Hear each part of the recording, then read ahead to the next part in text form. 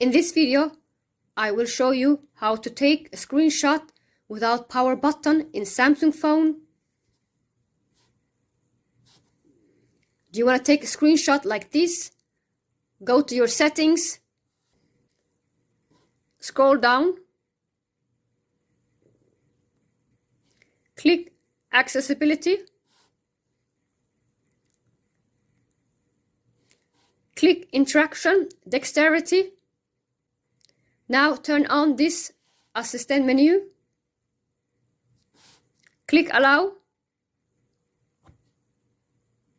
click again assistant menu, select assistant menu items.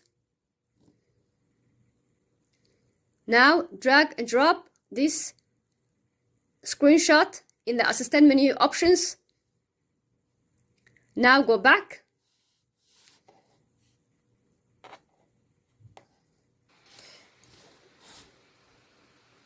Now take a screenshot.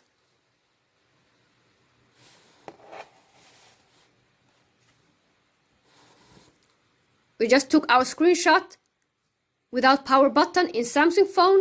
If you enjoyed the video, leave a like. If you are new in the channel, subscribe.